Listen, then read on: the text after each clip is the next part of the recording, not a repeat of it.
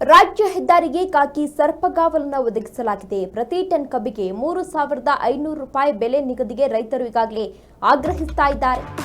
ನಿಪ್ಪಾಣಿ ಮುಧೋಳ ರಾಜ್ಯ ಹೆದ್ದಾರಿಯಲ್ಲಿ ಪೊಲೀಸರು ಹೈ ಅಲರ್ಟ್ ಆಗಿದ್ದಾರೆ. ರಾಜ್ಯ ಹೆದ್ದಾರಿಗೆ ಕಾಕಿ ಸರ್ಪಗಾವಲನ್ನು ಒದಗಿಸಲಾಗಿದೆ. ಪ್ರತಿ ಟನ್ ಕಬ್ಬಿಗೆ 3,500 ರೂಪಾಯಿ ಬೆಲೆ ನಿಗದಿಗೆ ರೈತರು ಈಗಾಗಲೇ ಆಗ್ರಹಿಸ್ತಾ ಇದ್ದಾರೆ. ನಿಪ್ಪಾಣಿ ಮುಧೋಳ ರಾಜ್ಯ ಹೆದ್ದಾರಿಯಲ್ಲಿ ಕಾಕಿ ಹೈ ಅಲರ್ಟ್ ಆಗಿದೆ. ರಾಜ್ಯ ಹಾಗೂ ರಾಷ್ಟ್ರೀಯ ಹೆದ್ದಾರಿಯನ್ನು ತಡೆದು ಪ್ರತಿಭಟನೆಯನ್ನು ನಡೆಸ್ತಾ ಇದ್ದಾರೆ. ಹೆದ್ದಾರಿಯನ್ನು ತಡೆದು ರೈತರು ಈಗಾಗಲೇ ಸಾಕಷ್ಟು ಆಕ್ರೋಶವನ್ನು ವ್ಯಕ್ತಪಡಿಸ್ತಾ ಇದ್ದಾರೆ. ರೈತರು ಹಾಗೂ ಸರ್ಕಾರದ ನಡುವೆ ಒಂದು ಹಗ್ಗ ಜಗ್ಗಾಟ ಏನಿದೆ ಅದು ನಿಲ್ತಾ ಇಲ್ಲ. ನಾ ಕೊಡೆ ನೀ ಬಿಡೆ ಎನ್ನುವ ರೀತಿಯಲ್ಲಿ ಪ್ರತಿಭಟನೆಯನ್ನ ನಡೆಸ್ತಾ ಇದ್ದಾರೆ. ನವಳಿಹಾಳ ಗ್ರಾಮದಲ್ಲಿ ಪೊಲೀಸರಿಂದ ಬಿಗಿ ಬಂದೋಬಸ್ತನ್ನ ಈಗಾಗಲೇ ನೀಡಲಾಗಿದೆ. ಬೆಳಗಾವಿ ಜಿಲ್ಲೆಯ ಚಿಕ್ಕೋಡಿ ತಾಲೂಕಿನ ನವಳಿಹಾಳ ಗ್ರಾಮ, ಇಲ್ಲಿ ರೈತರು ಪ್ರೊಟೆಸ್ಟ್ ಅನ್ನ ಮಾಡ್ತಾ ಇದ್ದಾರೆ. ಅಂತಹ ಸಂದರ್ಭದಲ್ಲಿ ಯಾವುದೇ ಅಹಿತಕರ ಘಟನೆ ನಡೀಬಾರದು ಅಂತ ಸಾಕಷ್ಟು ಪೊಲೀಸರನ್ನ ಈಗಾಗಲೇ ನಿಯೋಜನೆಯನ್ನ ಮಾಡಲಾಗ್ತಾ ಇದೆ. ಅಂದ್ರೆ ರೈತರು ಈಗಾಗಲೇ ಸಾಕಷ್ಟು ಹೋರಾಟವನ್ನ ಮಾಡ್ತಾ ಇದ್ದಾರೆ. ಕಳೆದ 8 ದಿನಗಳಿಂದಲೂ ಕೂಡ ರೈತರು ಈಗಾಗಲೇ ಭಾರಿ ಪ್ರಮಾಣದ ಹೋರಾಟವನ್ನ ಮಾಡ್ತಾ ಇದ್ದಾರೆ. ಹಗಲು ರಾತ್ರಿ ಎನ್ನದೇ ಊಟ ನೀರು ಎಲ್ಲವನ್ನ ಬಿಟ್ಟು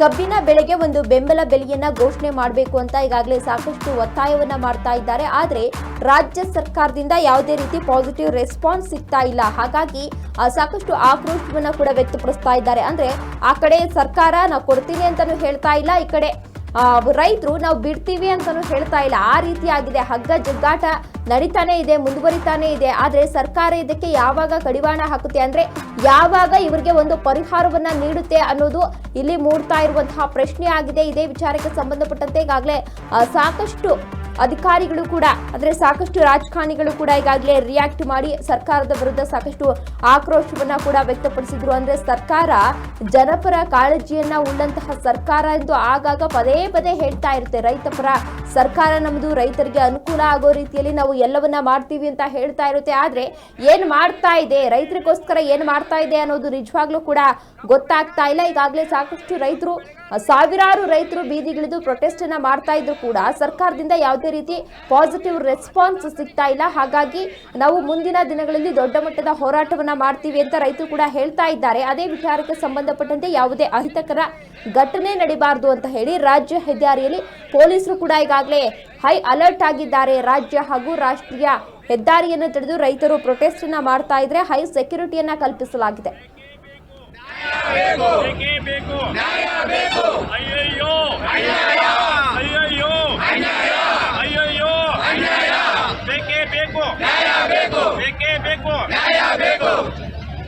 ಕಬ್ಬು ಬೆಳೆಗಾರರಿಗೆ ನಮ್ಮ ದೇಶದಾಗ ವಿಶೇಷವಾಗಿ ಏನು ವ್ಯವಸ್ಥೆ ಐತಿ ಅನ್ನೋದು ಸ್ವಲ್ಪ ಭಾಳ ಜನರಿಗೆ ಕಲ್ಪನಾ ಇಲ್ಲ. ಯಾಕಂತಂದ್ರೆ ಶಾಲೆಗಳು ಬಂದ್ ಆಗೋದ್ರಿಂದ ಸರ್ ವಿದ್ಯಾವಂತರು ಕಡಿಮೆ ಆಗಕತ್ತಿದ್ದಾರೆ.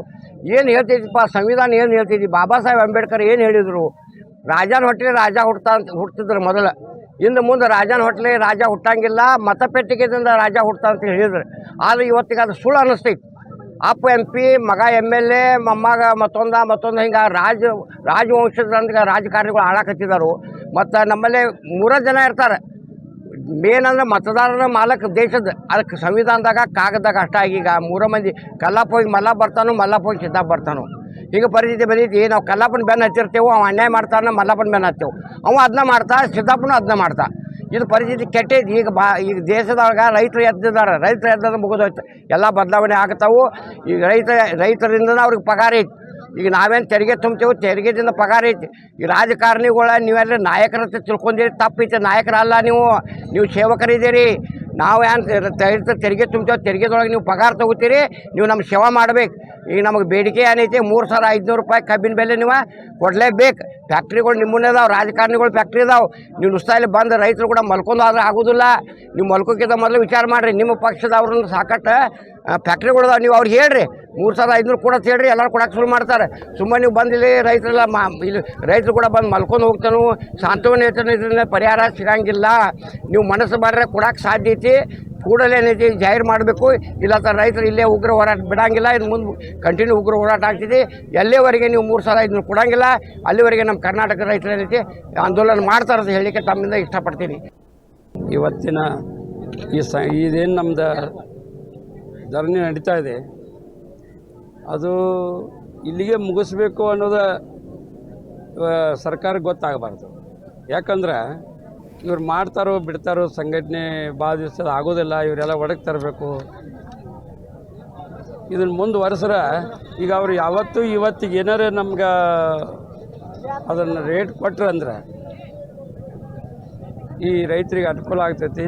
ಇಲ್ಲಾಂದರೆ ಇದೇ ಥರ ನಾವು ಹಿಂಗೆ ಗಪ್ ಕೂತ್ರೆ ಆಗೋದಿಲ್ಲ. ಎಲ್ಲ ರೀತಿ ನಾವು ಸಂಘಟನೆ ಮಾಡಿ ಎಲ್ಲ ರೀತಿ ಒಂದು ಸರ್ಕಾರಕ್ಕೆ ಗೊತ್ತಾಗಬೇಕಾರೆ ನಾವು ರೈತರೆಲ್ಲರೂ ಒಗ್ಗಟ್ಟಾಗಿ ನಾವು ಇದೇ ಥರ ಧರಣಿ ಮುಂದುವರಿಸ್ಕೊಂಡು ಅವ್ರು ಸಿಗೋವರೆಗೆ ನಾವು ಅದನ್ನ ಬಿಡಲಿಲ್ಲ ಅಂದ್ರೆ ಅವ್ರಿಗೆ ಒಂದು ಅರಿವು ಬರ್ತದೆ. ಆ ಅರಿವು ಬರುವ ಅಂದ್ರೆ ಅದು ಅವರು ಕೊಡಬೇಕಂದ್ರೆ ಗೊತ್ತಾಗಬೇಕು. ಯಾಕಂದ್ರೆ ಇದು ಈಗ ಮುಂದುವರಿಸಿದ್ರೆ ನಿಮ್ಗೆ ಆಗೋದಿಲ್ಲ. ಈ ಧರಣಿ ಎಲ್ಲ ಮೂರು ಯಾಕಂದ್ರೆ ಈಗಾಗಲೇ ಉತ್ತರ ಪ್ರದೇಶ, ಬಿಹಾರ, ನಮ್ಮ ಗುಜರಾತ, ತಮಿಳ್ನಾಡು ಎಲ್ಲರೂ ಅವ್ರದ್ದು ಏನು ಕೊಡ್ತಾರೆ ಅದಕ್ಕಿಂತ 1,000 1,1500 ಕಡಿಮೆ ಕೊಟ್ಟರು ನಾವು 3,500ಕ್ಕೆ ರೆಡಿ ಇದ್ದೇವೆ ಈಗ. ಯಾಕಂದ್ರೆ ಈ 3,500 ಕೊಟ್ರೆ ರೈತರು ಬಾಳ್ತಾರೋ, ಇಲ್ಲ ರೈತರಿಗೆ ಭಾಳ ತ್ರಾಸ ಆಗ್ತದೆ. ಅದಕ್ಕೆ ಈ ರೈತರಿಗೆ ಕೊಡಲೇಬೇಕು ಅಂಥೇಳಿ ನಾನು ನಿಮಗೆ ವಿನಂತಿ ಮಾಡ್ಕೊತೇನೆ. ಇದೇ ಥರ ಮುಂದೆ ನಮ್ಮ ಧರಣಿ ಸಿಗೋವರೆಗೆ ಮುಂದುವರಿಸ್ತೇವೆ ಅಂಥೇಳಿ ನಾನು ನಿಮಗೆ ಕಳಕಳಿಯಿಂದ ನಿಮ್ಮ ಎಲ್ಲ ಮಾಧ್ಯಮದವರಿಗೆ, ಯಾಕಂದರೆ ನೀವೆಲ್ಲ ಇದನ್ನು ಬಿತ್ತರಿಸೋರ ಮಾಧ್ಯಮದವರ, ಎಲ್ಲರಿಗೂ ಗೊತ್ತು ಮಾಡಿಸೋರ ಮಾಧ್ಯಮದವರ, ಅದಕ್ಕೆ ಮುಂದುವರಿಲಿ ನಾವು ಮುಂದುವರಿಸ್ತೇವೆ ಅಂತ ಹೇಳಿ ಆರದಿಂದ ಕಬ್ಬಿಗೆ ಬೆಂಬಲ ಬೆಲೆ ಬೇಕಂತ ರೈತರು ನಾವೆಲ್ಲ ಕೊಡ್ಕೊಂಡು ಹೋರಾಟ ಮಾಡ್ತಾ ಇದ್ದೀವಿ.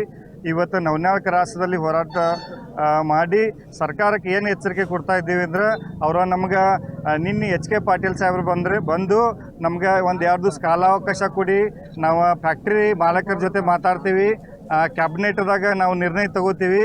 ಇವತ್ತು ಕ್ಯಾಬಿನೆಟ್ ಸಚಿವ ಸಂಪುಟ ಕರೆದಾರು, ಫ್ಯಾಕ್ಟ್ರಿ ಮಾಲಕರ ಜೊತೆ ಭೀ ಮೀಟಿಂಗ್ ಮಾಡ್ತೀವಿ ಮತ್ತು ರೈತರ ಜೊತೆನೂ ಮೀಟಿಂಗ್ ಮಾಡ್ತೀವಿ ಅಂತ ಹೇಳಿದರು. ನೀವು ಏನು ಮೀಟಿಂಗ್ ಮಾಡ್ತೀರಿ ಗೊತ್ತಿಲ್ಲ, ಆದರೆ ಇವತ್ತು ಫೈನಲ್ ಆಗಲಿಂದ್ರೆ ನಾಳೆ ನಾವು ನ್ಯಾಷನಲ್ ಹೈವೇ ಬಂದ್ ಮಾಡ್ತೀವಿ. ಮುಂದಿನ ದಿನಗಳದಾಗ ನಾವು ವಿಧಾನಸಭಾ ಮುತ್ತಿಗೆ ಹಾಕುವಂಥ ಕೆಲಸ ಮಾಡ್ತೀವಿ, ರಾಜ್ಯಾದ್ಯಂತ ಹೋರಾಟ ಮಾಡ್ತೀವಿ. ಈ ಭಾಗದಾಗ ಏನು ಸಕ್ರೆ ಫ್ಯಾಕ್ಟ್ರಿ ಮಾಲಕರಿದ್ದಾರೋ ಅವ್ರ ವಿರುದ್ಧವಾಗಿ ಹೋರಾಟ ಮಾಡ್ತೀವಿ, ಅವರ ಮನೆಗೆ ಮುತ್ತಿಗೆ ಹಾಕುವಂಥ ಕೆಲಸ ಮಾಡ್ತೀವಿ.